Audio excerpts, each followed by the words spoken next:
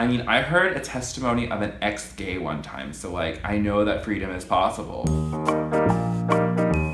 So how do you know if like you're really gay if you haven't tried anything with a girl? Did you know that there's different types of love in the Bible? But what if it's not really love that you're experiencing? Are you sure you weren't abused at some point? How do you know if like you're actually gay if you haven't tried anything with a guy before? I bet it has something to do with some trauma from your past. You don't really act like that gay. I bet it has to do with your daddy issues. Do you think maybe it has something to do with your mom or dad? I bet it has something to do with the fact that you spend way too much time with your mom. That's why you're so girly.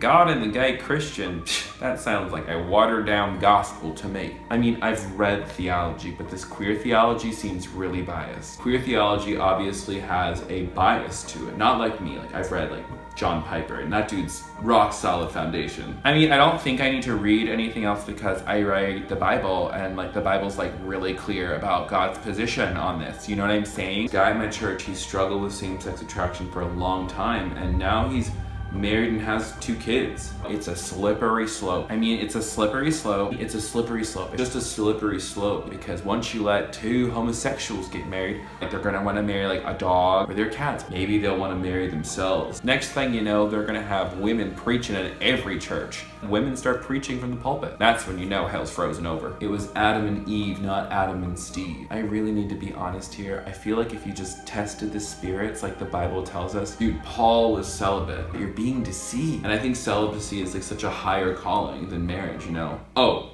but it's not for me. Like, I'm definitely not called to celibacy, so. Oh, absolutely. I would love for you to come to our church. Oh my gosh, yes, our church is like the best. Yeah, we're definitely very welcoming. Yeah, everybody's welcome at our church. We're a welcoming and inviting church. Yeah, we're a totally welcoming congregation. I mean, like we're like welcoming, but like we're not affirming of, you know, that whole thing. Oh yeah, I definitely want you to come to my church. Yeah, I definitely want you to come. I mean, I don't know like if you'd be able to like lead. I know you're really talented as a musician. I don't know about being on the worship team quite yet. Being on the worship team might be a little much. Be kind of weird, you know what I'm saying? Might send the wrong message. Being a youth leader, I don't think that'd be possible. Yeah, you definitely can't work in the kids ministry. I think that's reserved for people who don't share your struggle. But there's always the parking team. There's always need for volunteers there. Because like, I mean, who the hell wants to like volunteer for that? Ooh, sorry, is that a cuss word? Sorry, Jesus. But the parking team, they always need help. Can I pray for you? So how's your prayer life? I just pray that God would lead you to salvation. I just want to pray that you just put your trust in like Jesus. You know what I'm saying? Just real quick, read this Bible passage.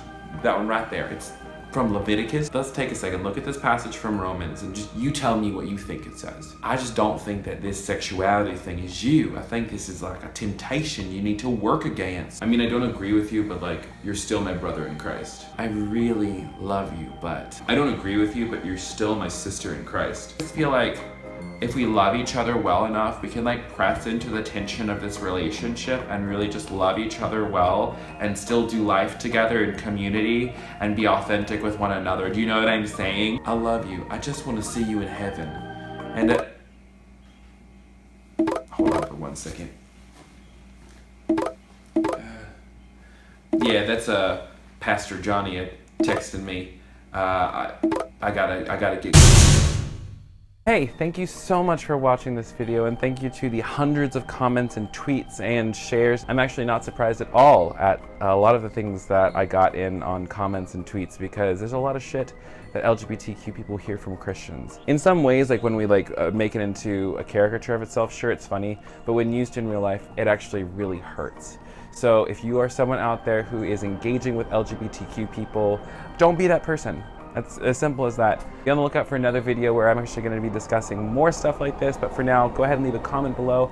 I would like to know, what is some shit that you've heard from Christians? And also connect with me on social media, on the blog. All those links are in the description below. Thank you so much, and I'll talk to you soon. Bye!